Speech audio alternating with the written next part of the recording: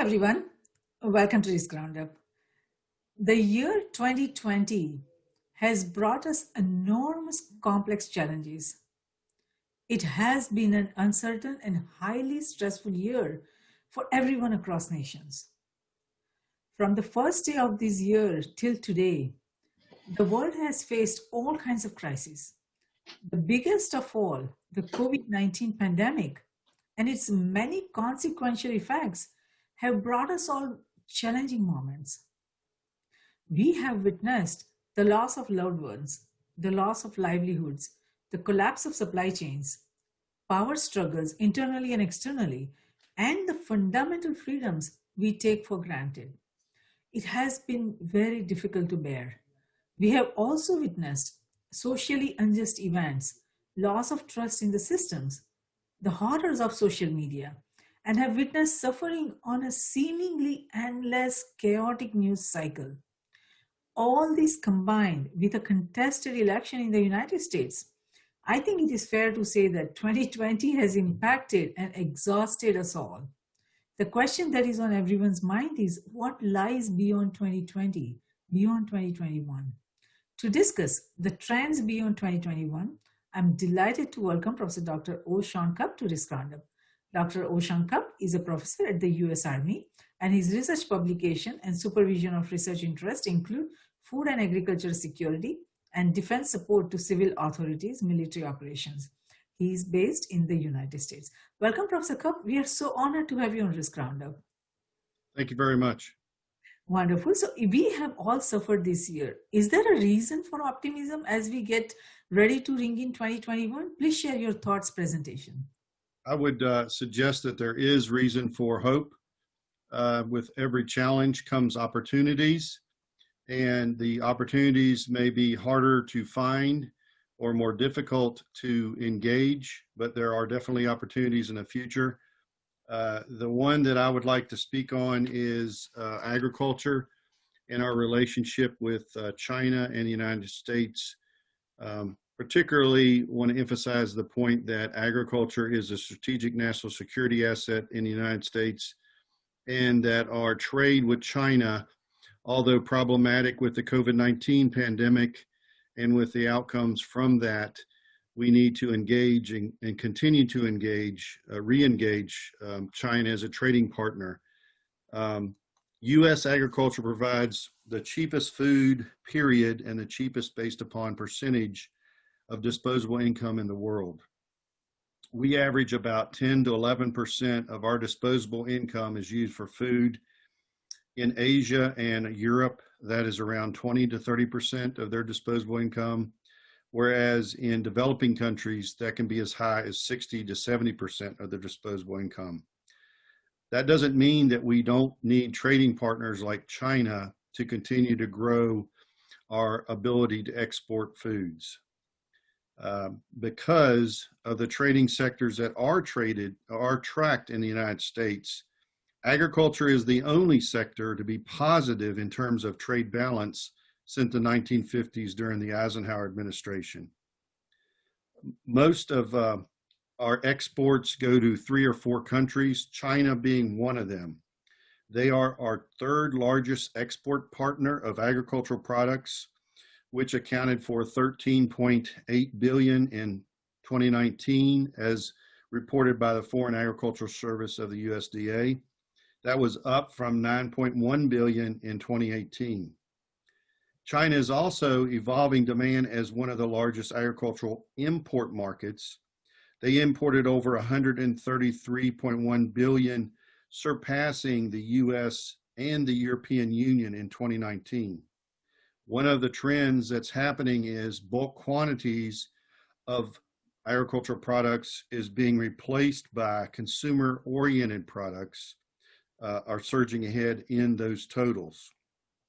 One item I can talk about with some, one item I'd like to talk more about is the Hainan Free Trade Port, which could yield future opportunities for U.S. agricultural markets later today.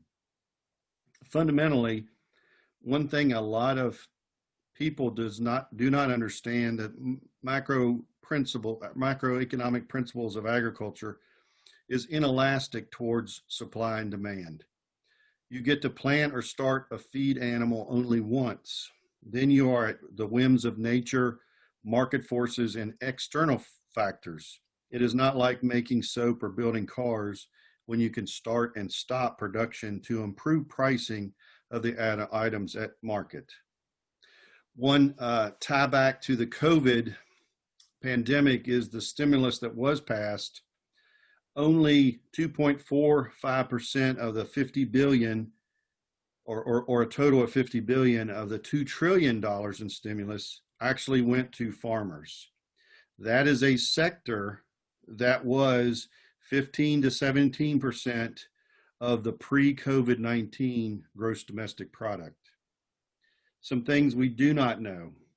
We do not know what the impact will be on our agricultural sector, which is only less than 2% of our population that is in production in the future.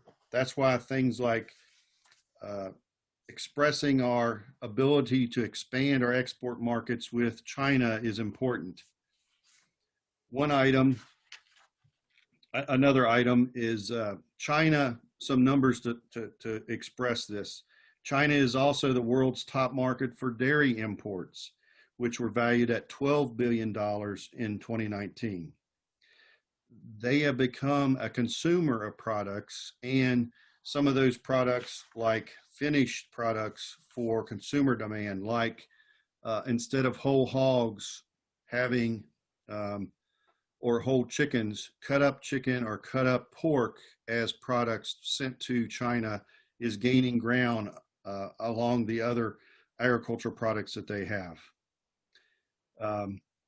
During 2019, the largest exports that we had were seen in soybeans and pork products. Those were up 4.9 billion and 729 million respectively.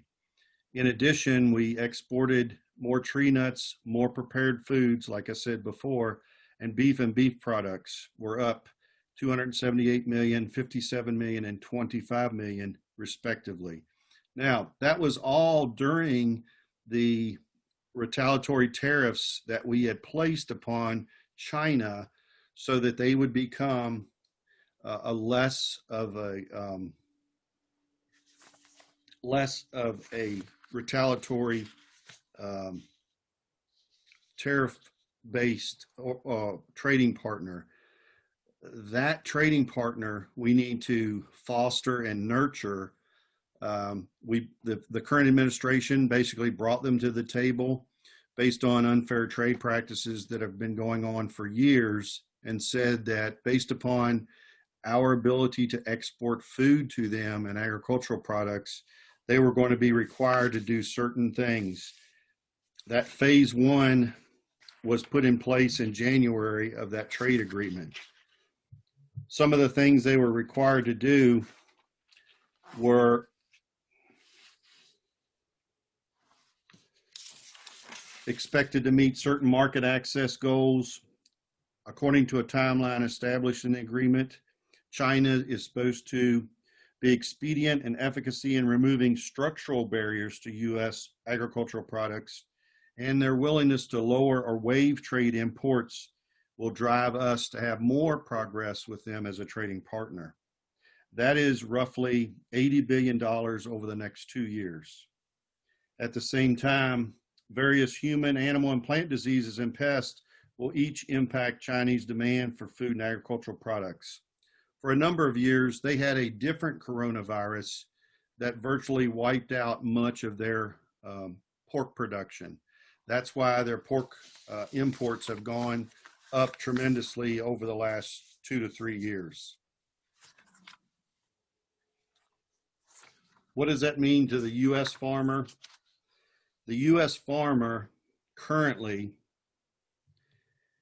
generates half of all of our wheat, half of all of our soybeans, 85% of our cotton, 2/3 of our rice, and 1/4 of our pork are all exported to some other country, including China. Total exports are around 152 billion That's up 12% from the last fiscal year.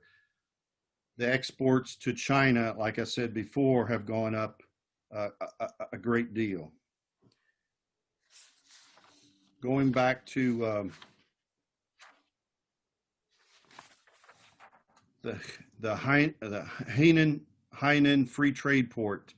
In June of 2020, the China central government announced its economic master plan to develop the South China island of Hainan as a free trade port.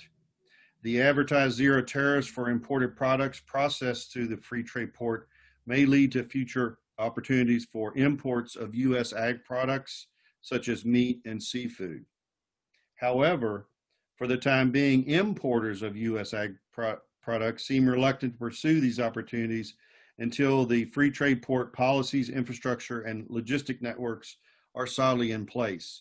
That's another opportunity we're going to have to wait on currently that's not available to us, but is written down and is planned to actually happen.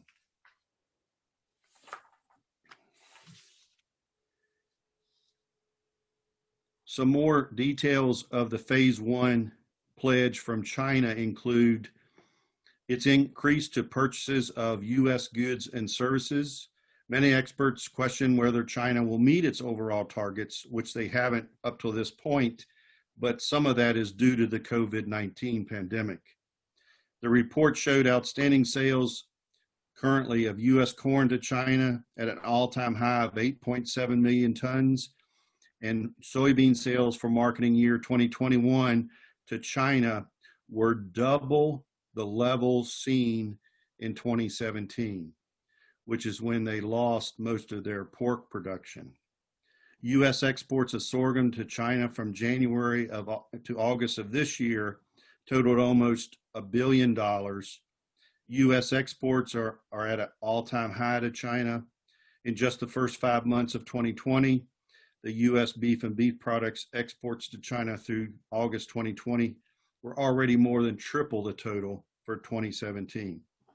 So fundamentally, in spite of what some people may state about the tariffs and the agreements that the current administration has put in place over the last 2 years, our exports in a number of areas have grown substantially with China. That needs to continue. For no other reason than another way to leverage our ability to keep them in check with other trading partners to make sure that their trading practices are on the up and up or level. Finally, our food supply dependence will change based upon COVID-19. And we don't really know what the impact of the pandemic is going to be. So engaging these opportunities like trading partners with China is one of the things that we should be doing. We need to have changes in focus to our trading partners to increase the value and net worth of our agricultural trade. Great.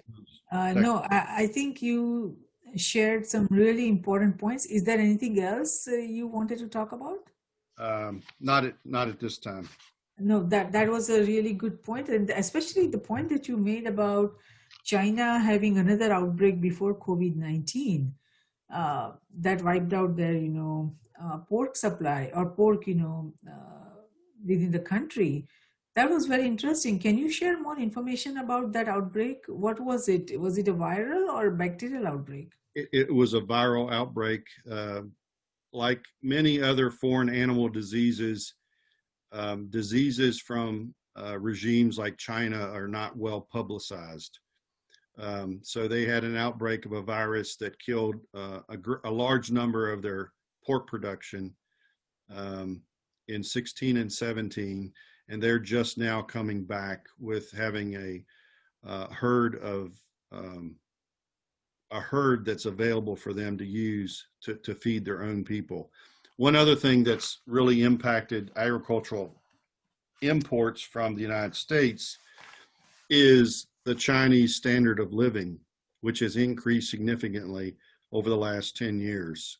So instead of depending on soybeans or fish for protein, now they depend more and more on beef and pork products for their protein source in their diets, which has increased our ability to export to them and has increased their demand for our products. That is also the reason why the demand has increased for tailor-made or consumer-oriented products, cut up chicken, pre or post-processed pork products that they can sell directly to consumers instead of having to go through a third party where the carcass or whatever agricultural import is has to be further processed before it goes to a grocery store or wholesale outlet. More and more of those products are in demand because of the demand that has been generated by the increase in the standard of living in China itself. That's a really good point and good information. But what I'm thinking is that what is happening in China that is leading to multiple outbreaks? If there was an outbreak in before this COVID-19, that was also viral, and this is also viral based. What is going within the China's ecosystem that is triggering this virus jumping from other species to humans? That is something we will have to figure out. We will have to evaluate more in depth so that we can prevent any future outbreaks, because if there were two outbreaks in last few years, that is a cause of great concern. Now, the other point that you made about the food trade, agriculture and food trade, that is something the global population, all the countries will have to very seriously think about, because if this is becoming a trend of more and more outbreaks, and if the supply chains cannot keep up, then that is the question that will emerge is, will we be able to feed the global population? That is a serious question that everyone needs to seriously think about. The question that I was talking about, that will we have enough food to feed the entire global population in the coming years? The big concern is feeding 9 billion people projected by 2015. The issue is in the 1970s we had what is commonly referred to as the Green Revolution, where with fertilizer and with water we were able to put into production large numbers of acres of fields so that we could feed the population at that moment in time. Because based on the last 40 years, we have virtually erased a large number of those that are hungry and those that are requiring micronutrients. Currently, we have about 700 to 800 million people in the world that suffer from some lack of micronutrients. We have almost another billion that suffer from either lack of food or lack of clean water source, which causes disease and other issues with their health and lifespan. A lot of effort is being made at the US, in the UN, and a lot of other consortiums with nonprofits and non-governmental organizations to try to make sure that we feed the 9 billion people projected to be on the planet by 2050. That is a challenge, and I believe personally and professionally that the COVID-19 pandemic has caused us to relook our supply chains, relook at some of the things that we have done. For instance, there's an economic term called oligopsony, which looks like a hourglass. So you have a large number of producers, which would be meat producers and ranchers and farmers in the US, who sell to meat packing plants, which is the middle of the hourglass. So very few meat packing plants in the United States. And then the bottom of the hourglass is a large number of consumers that actually eat meat products.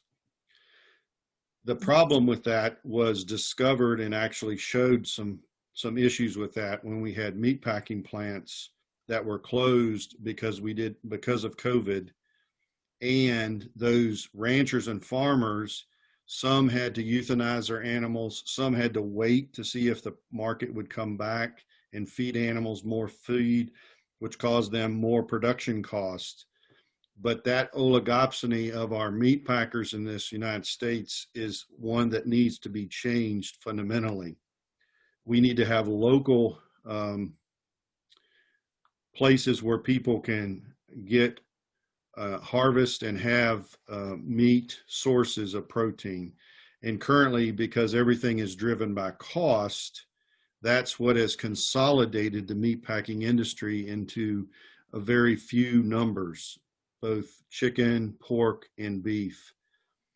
That practices and trade is part of the issue that the infrastructure we have currently, that we showed some cracks during the pandemic that need to be addressed. Not unlike some of the other trade policies that we have with other countries, ability to market our products in other countries and having other countries the ability to market their products in our country. Some of those trade barriers are the causes of some of the issues we have with feeding the entire global population. Some other causes are political in nature, where you have some regimes that want to keep control of their population, and one way to do that is through food. So there's a lot of work to be done for the next 30 years.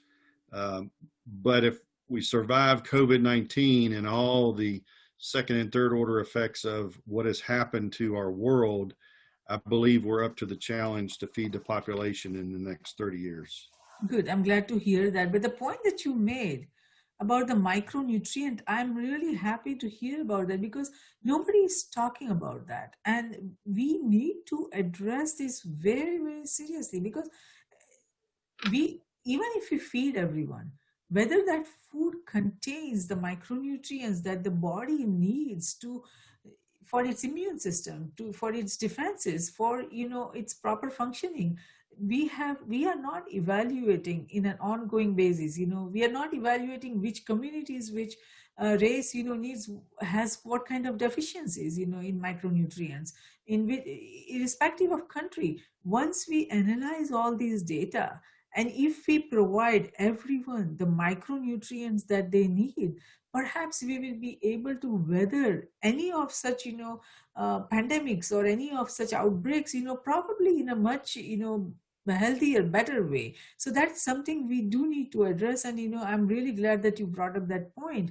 of micronutrients, because micronutrients will determine the microflora around us, and that microflora will play an important role in protecting us from any of the pathogen that is coming our way. So that is something we do need to address. Now, other point that you made about the trade and supply chain, we know that the COVID-19 outbreak, it reminds us of the fragility of some of our most basic human-made systems. Now, we have witnessed the collapse of entire food manufacturing, production, and transportation system, in different, variables across, nations, once the COVID-19 pandemic hit everyone. So it forces us to evaluate the fundamentals on which we build systems. It forces us to understand where the vulnerabilities are and what needs to be addressed. What trends do you see to understand these gaps, vulnerability gaps, and to, most important is to bring resiliency in our systems, especially for agriculture and food production? You gave a really good analysis from your perspective on the politics, that comes into play, and there are many other reasons that comes into play. But how do we overcome all those, challenges? The vulnerabilities. How do we fix the system? Fundamentally, there's probably 3 or 4 different things we need to do. The first thing is we have 3 or 4 different diseases that are impacting food and food production around the world directly. one of the issues with food is it's regional. So in Asia, they get a lot of their starch from cassava and rice. In other countries, they get their protein from soybeans. Still in South America, they get some of their carbohydrates and some of their fruit from bananas. Well, with bananas and with cassavas and with soybeans and rice, in some areas, there are diseases that appear and are unfortunately allowed or not under control, so they continue to progress.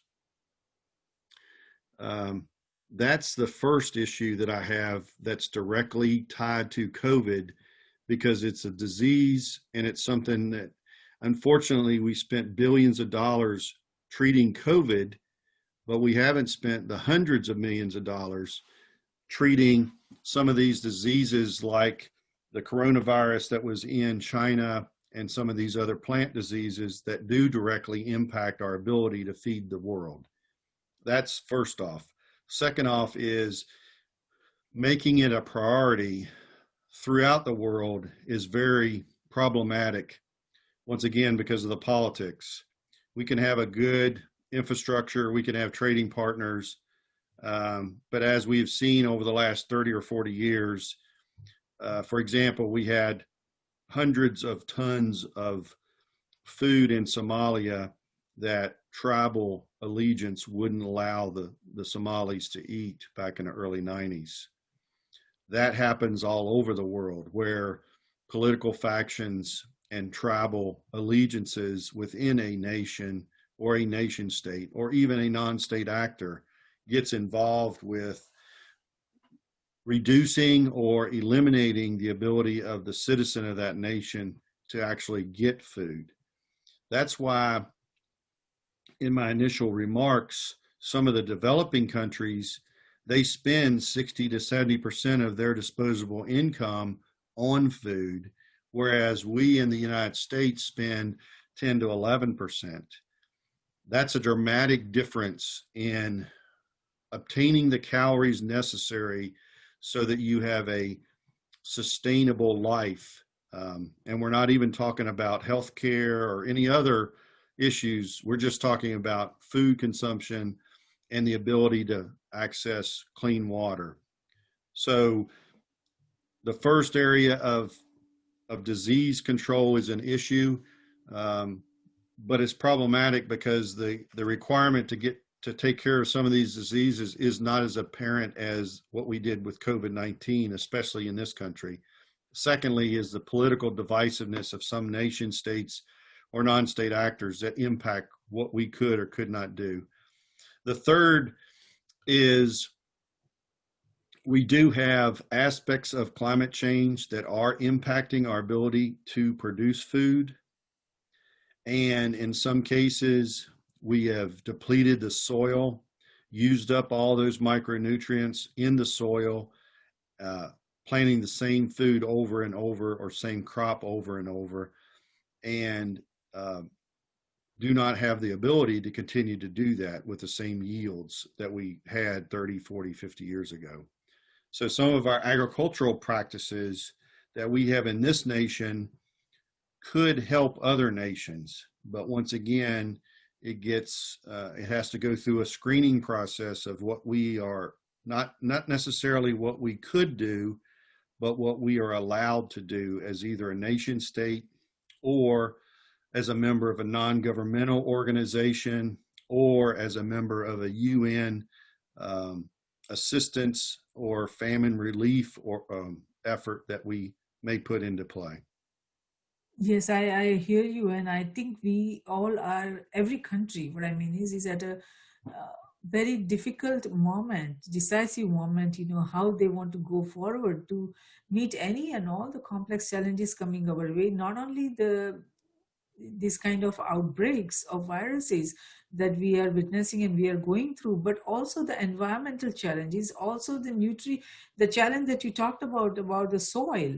and why it's not able to grow, the crop, again and again. Perhaps it also is tied to the lack of nutrition, in the soil. So maybe the soil quality in many places is depletion of many of the nutrients that are essential for growing the crops, properly. So there are a lot of challenges, and especially we are also facing this digital disorder. And because of the digital power play, who controls what in cyberspace, the countries are all going, some lot of countries are going inwards. As we see, globalization is very fiercely resisted at the moment. Even in United States, based on the election result, we can see that nationalism is on the rise, not only in United States but in many other countries, in India and many other countries. So there are complex challenges coming our way because of the cyberspace and because of the power play and because of the space age that we are almost about to embark on. So it is a very, very challenging and complex time. Whether the countries will stay united in their journey, going forward, is itself a big question, and we will have to evaluate that. But whatever it is, we have all to come together. The thought leaders have to come together and think about all these bigger questions coming our way, because we do need to protect the future of the humanity. So thank you so much for sharing all the knowledge that you have, and insights about this very crucial industry, because without food we will not be able to survive. So thank you so much for what you do, Professor Cup, and also for participating in this roundup today. We appreciate your thoughtful insight on trends in food and agriculture beyond 2021, and our global viewers and listeners will benefit tremendously from the information you provided today. And as a result, this Risk Roundup dialogue has been of service. We thank you for that. It's been my pleasure. Thank you. Wonderful. Thank you so much, Professor Cup. So Risk Group is a strategic security risk research platform and community. Through the Risk Roundup initiative, Risk Group and I are on a mission to talk with 1 billion people, innovators, scientists, entrepreneurs, futurists, technologists, policymakers to decision makers. The reason behind this effort through the Risk Roundup initiative is to research, review, rate, and report strategic security risk facing humanity. This collective intelligence effort is essential to understand where we need to focus for our collective security and what destructive forces we need to be mindful about. Thank you so much for being part of the conversation. Until next time, I'm Jayashree, host of Risk Roundup, signing off. See you next time. Thank you.